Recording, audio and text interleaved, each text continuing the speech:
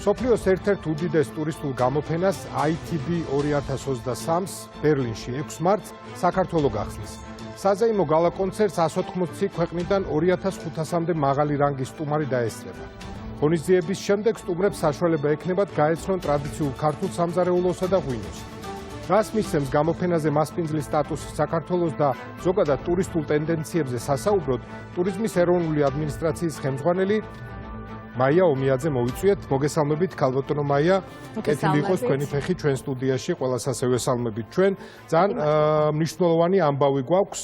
საქართველოს დიდი ხანია იბრძოდა, ხო, ამ მასპინძლის სტატუსის მოსაპოვებლად ITB-ს საერთაშორისო გამოფენაზე და ეს შედეგიც დადგა. რას ველოდებით აი ზოგადად რომ აუხსნათ მაყურებელს, როგორია ჩვენი მოლოდინი და რაში დაგვეხმარება ეს ჩვენ ქვეყანასაც და ტურიზმის სექტორს. მოგესალმებით, კახა, მივესალმებით თქვენს მაყურებელს. Იმ პასაჟიდან დავიწყებ, რომ დიდი ხანი საქართველოს ამისთვის იბრძოდა, ასე ვთქვათ, და მიზანი იყო. აი დღეს ახლა მოვდივარ, ზუსტად ბიზნესთან მქონდა შეხვედრა იმ კომპანიებთან, ვინც ჩვენთან ერთად ITB-ზე წარდგება. 80-მდე ქართული კომპანია იქნება წარმოდგენილი საქართველოს ეროვნულ სტენდზე ITB-სთან ერთად და ძირითადად, რა თქმა უნდა, ის სექტორი, სამასპინძლო სექტორი, ვთქვათ, რესტორნები, სასტუმროები, ავიაციის სექტორიც, ვინც ძირითადად ტურიზმის ბიზნესში ოპერირებს და კომპანიები ამბობდნენ, ვინც წლებია, რა თქმა უნდა, სხვადასხვა გამოფენაზე დადის, რომ ერთგვარად მათი ოცნება იყო, რომ თუ ოდესმე შეძლებდა, რომ საქართველოს გახდებოდა, ასე ვთქვათ, ITB-ს მასპინძელი ქვეყანა და ასე ვთქვათ, ერთად ველოდებით ამ ძალიან ღირსშესანიშნავ დღეს, როგორც ქვეყნისთვის, იმიტომ რომ ეს ძალიან მნიშვნელოვანია, ისე ტურიზმის სექტორისთვის ცალკე, იმიტომ რომ ეს არის უდიდესი პლატფორმა. მოგეხსენებათ, რომ ITB ბერლინის უბრალოდ გამოფენა არ არის, ეს არის ტოპ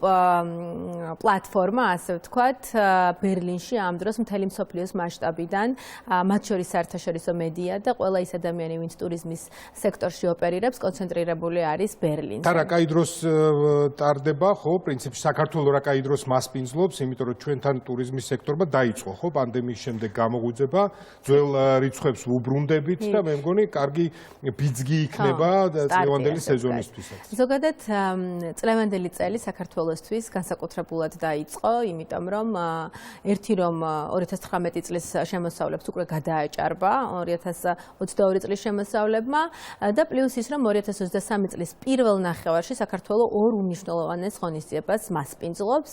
იცით, რომ ახლა მიმდინარეობს ბაკურიანში მსოფლიო ჩემპიონატი თავისუფალი სტილით თხილამურსა და სნოუბორდში სრიალში.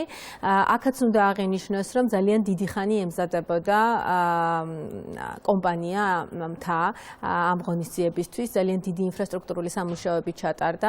ერთობლივად საქართველოს მთავრობამ 270 მილიონი გამოყო იმისთვის, რომ ასეთ მასშტაბის ღონისძიებას შესაბამისი მასპინძლობა შეძლებოდა ქვეყანას. იცით, რომ აშენდა 6 ახალი საბაგირო, 2 ხელოვნური გათოვლიანების რეზერვუარი ტბა, დამატებითი ტექნიკა იქნა შეძენილი, რაც ერთის მხრივ, რა თქმა უნდა, მოემსახურება მსოფლიო ჩემპიონატს და მეორეს მხრივ დარჩება ეს ბაკურიანს და მოემსახურება უკვე ადგილობრივებს, ქართულ მოგზაურებს და საერთაშორისო ტურისტებს. კი ბატონო, ITB-ში მონაწილეობაც გარკვეული ხარჯი იყო, ხო, ჩვენთვის, სახელმწიფოსთვის და აქედანაც რაღაც შედეგებს ველოდებით. ასევე თქვენ ახსენეთ ის კოლოსალური დანახარჯები, რომელიც გავწიეთ, თქვათ, მსოფლიო ჩემპიონატის მასპინძლობისთვის.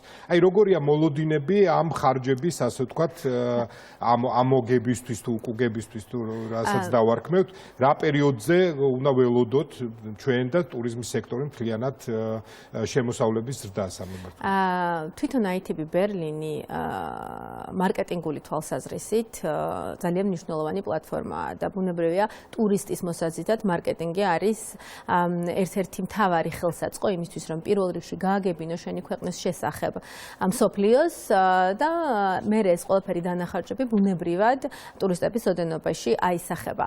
5000 მედია საშუალება აშუქებს ITB ბერლინს და 37 მილიონი ევროს ღირებულების მარკეტინგულ დაფარვას იღებს საქართველოს, იმიტომ რომ არის მასპინძელი ქვეყნის სტატუსით წარმოდგენილი.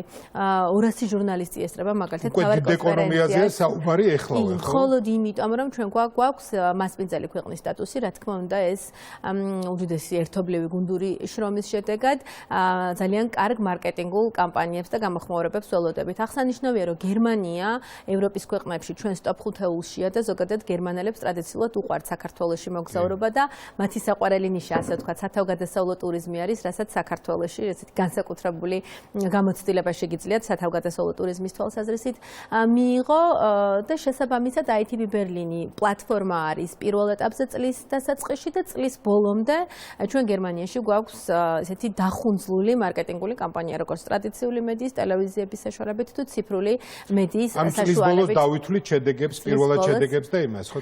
ახლა მინდა ხაზი გავუსვათ თქვენს დასაწყის ტექსტში თქვით ჩვენი კულტურული პროგრამის თუ გასტრონომიული ღონისძიების მიმართულებით 6-ში ჩვენ გვაქვს ოფიციალურად გახსნა, გალამიღება, ასე ვთქვათ, სადაც 45 წუთის განმავლობაში გვექნება შესაძლებლობა 2500 სტუმარს მოვუყვეთ ჩვენი ქვეყნის შესახებ კულტურის მეშვეობით თუ როგორი გამორჩეული კულტურა გვაქვს, ოდითგანვე როგორი ძველი ერი ვართ და ასევე თანამედროვეც ეს ყველაფერი ერთობლივად 45 წუთში ძალიან ვეცადეთ რომ ძალიან ოსტატურად ჩაგვეტია, წარმოდგენილი არის როგორც ქართული ფოლკლორის უხეშვილები ცეკვავენ რუსთავი მღერის, ასევე თანამედროვე ქართველი შემსრულებლები. ოდნავ მოგვიანებით ჩვენ ვმასპინძლობთ ასევე 2500 კაცს და მთავარი გზავნილი ITB ბერლინზე, რითაც სახელმწიფო წარსდგება წელს არის უსაზღვრო სტუმართ მასპინძლობა.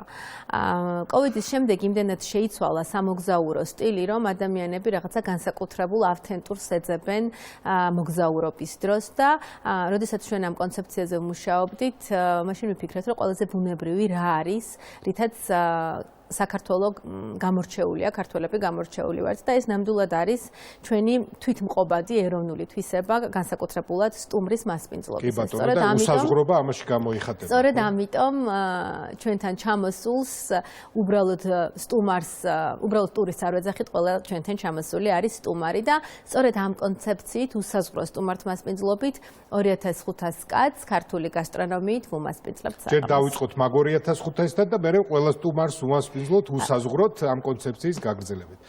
დიდი მადლობა, ქალბატონ მაია, ნამდვილად მშვენიერი ამბებია და წარმატებები თქვენ როგორც ბერლინში, ასევე საქართველოში, ბაკურიანში ტურისტების და სტუმრების მასპინძლობის მიმართულებით.